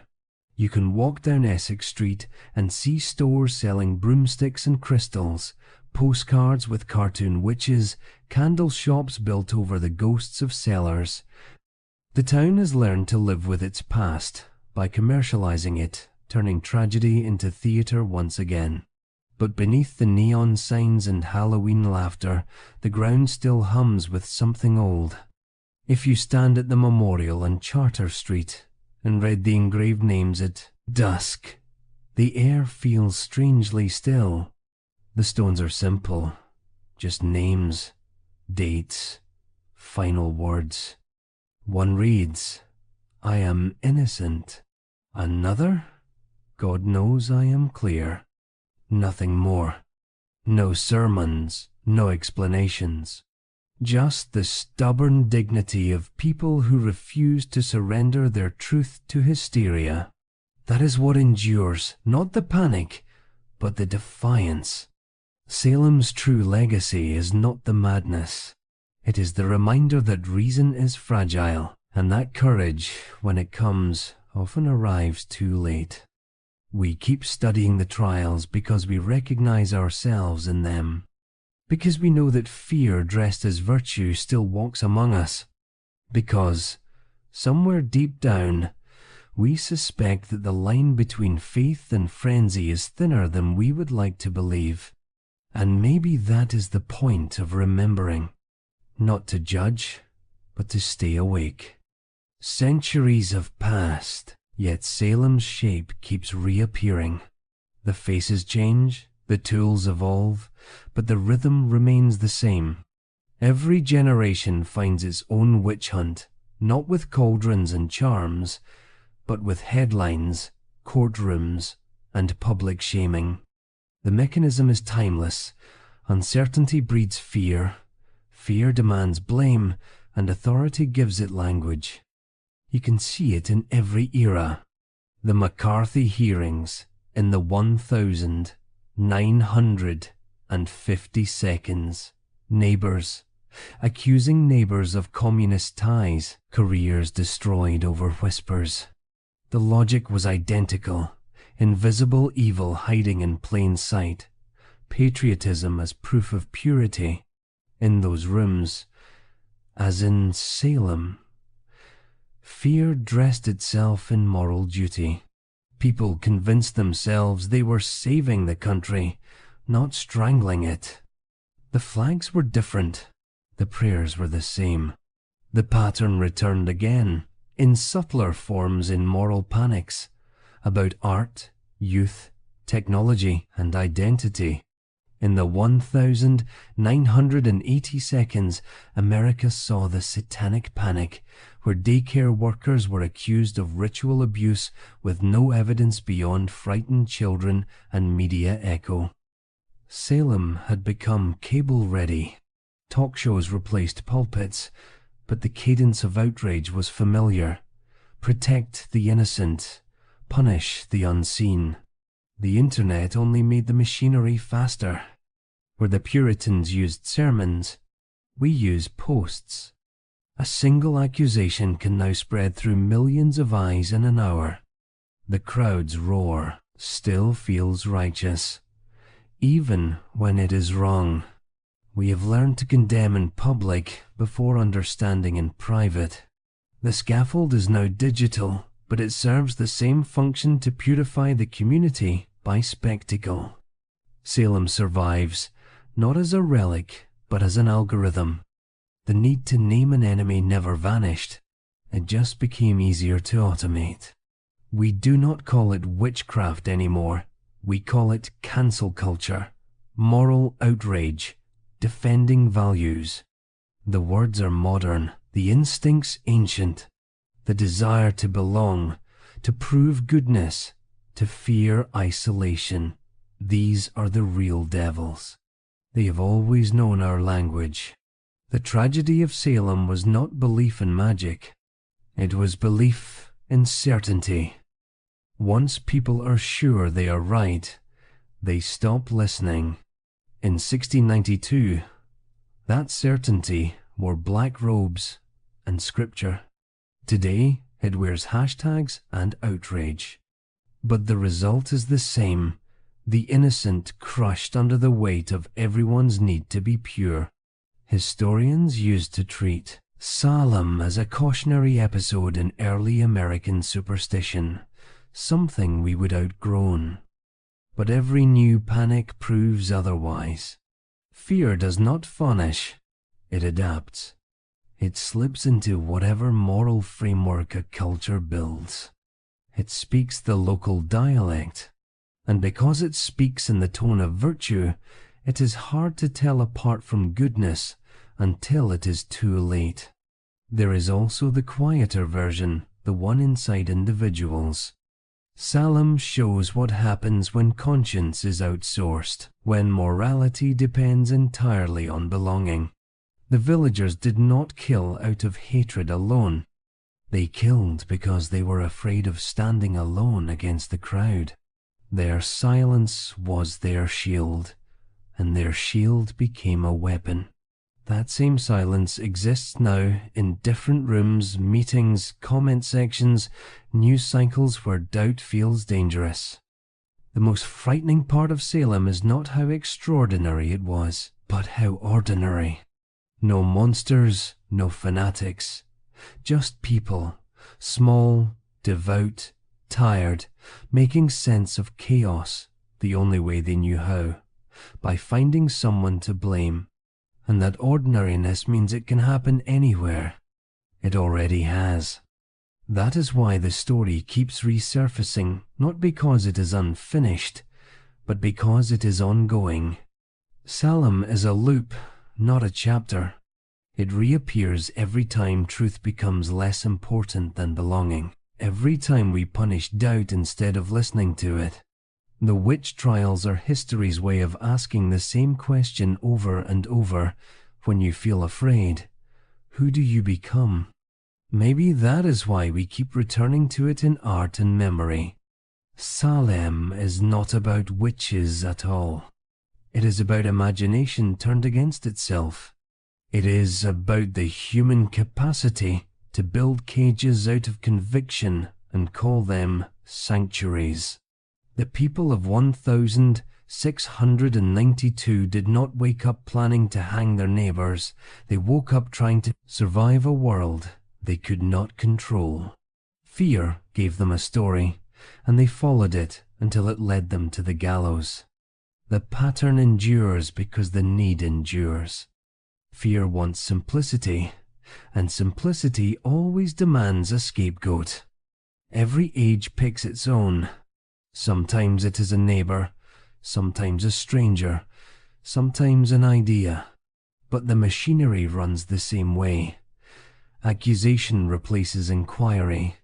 Confession replaces truth, and silence replaces mercy. And yet, there is a kind of fragile hope hidden inside the repetition. Because every time the pattern returns, there are always a few who resist it. In Salem, it was Giles Corey refusing to plead. In McCarthy's era, it was the senators who finally said no. Today, it is anyone who pauses before joining the outrage, who asks for evidence instead of spectacle. Resistance never looks grand in its moment. It looks lonely, uncertain, but it is the only thing that breaks the loop.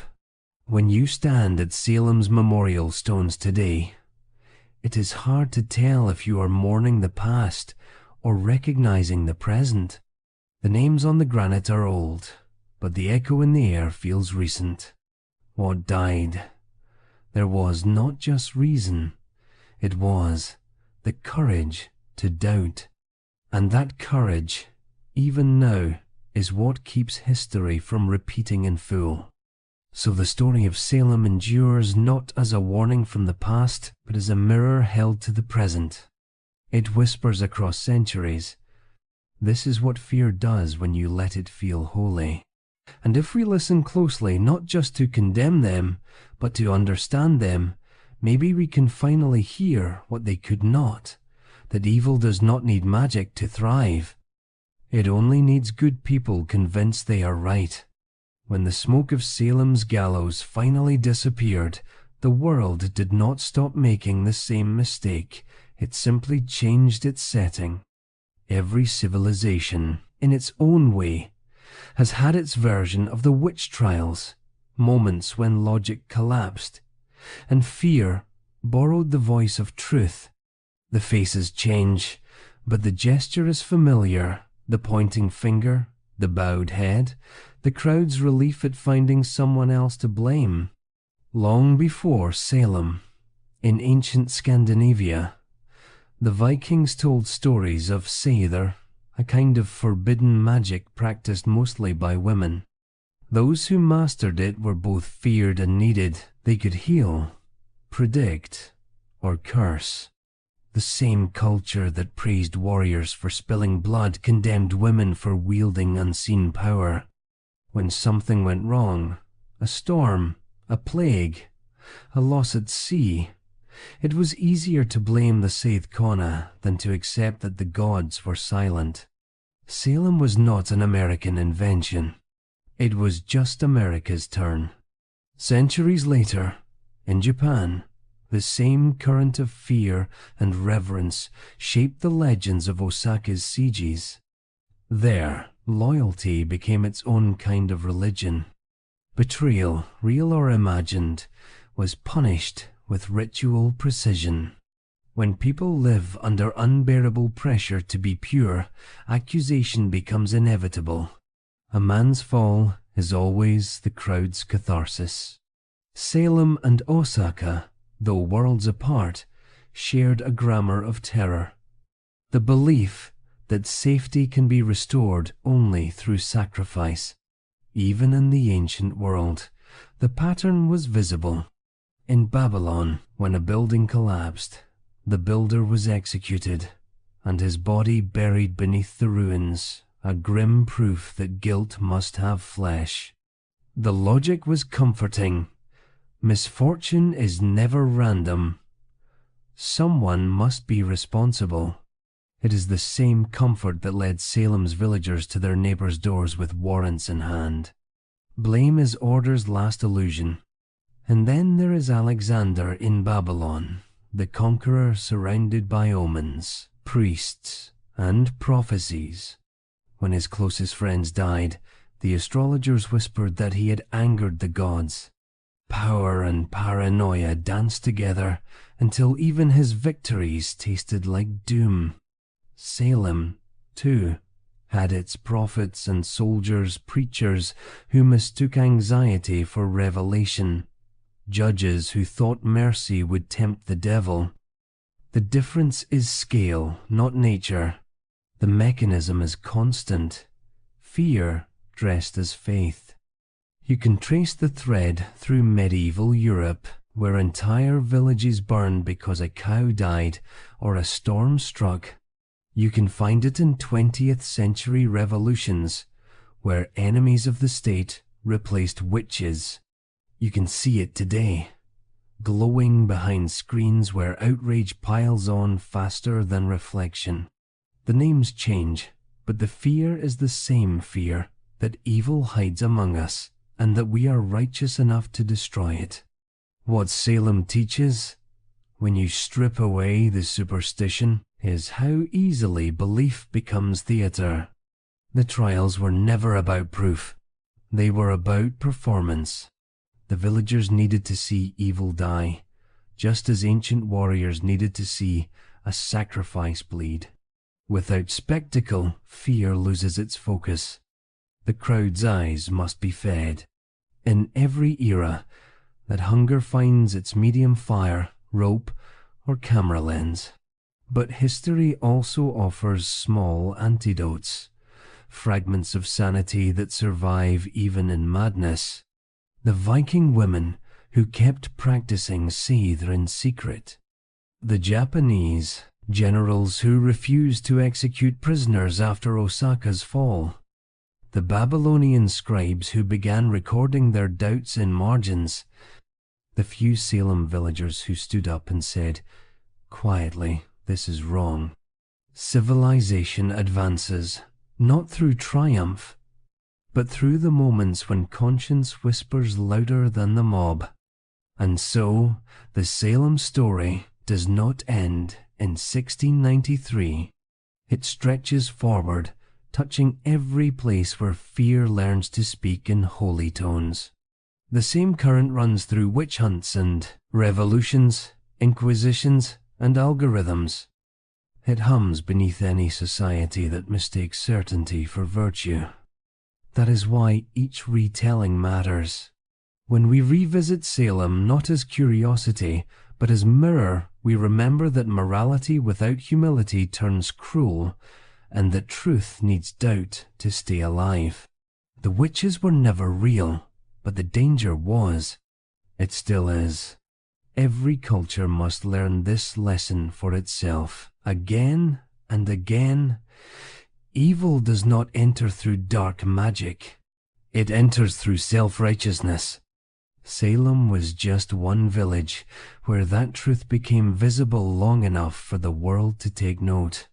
Today, the stones on Gallows Hill sit quiet.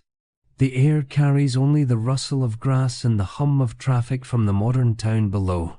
Tourists come and go, snapping photos, buying trinkets, laughing nervously as they pose beside plaques. They rarely stay long. But if you stand there alone, after dusk, you can almost feel it, the hum of history repeating itself, soft and endless, not as curse, but as reminder. And so, we come to the end of Salem's long shadow, a story that began with two frightened girls and ended with an entire town learning how fear can speak in the voice of faith. The trials did not vanish with the smoke from Gallows Hill. They slipped quietly into the bloodstream of history. Every age has carried a trace of them. Every time we divide the world into pure and impure, us and them, believer and heretic, Salem breathes again. It is easy to pity the villagers, to see them as trapped in ignorance, swallowed by superstition. But they were only doing what frightened people always do, trying to explain chaos, trying to feel clean again. They built a cage and called it salvation. We build our own, just prettier. Their gallows had rope. Ours have reputation, algorithms, and applause. If there is one lesson left, it is not that they were fools. It is that they were human, and that humanity, without reflection, can be far more dangerous than any myth. Truth is fragile when fear feels holy. Mercy is louder only when someone dares to stop the noise. Salem's story does not end in 1693. It ends every time someone chooses patience over panic, listening over judgment, courage over comfort. Maybe that is how the curse breaks, not with apology, but awareness. So as we close this chapter tonight, take a moment to remember the names carved in stone, the lives taken by certainty, and the silence that followed. Let it remind us that history is not behind us. It is beneath us, waiting for our next decision. Thank you for joining this journey through one of the darkest and most revealing chapters in human history. Until next time, sleep gently, and may your dreams belong only to you.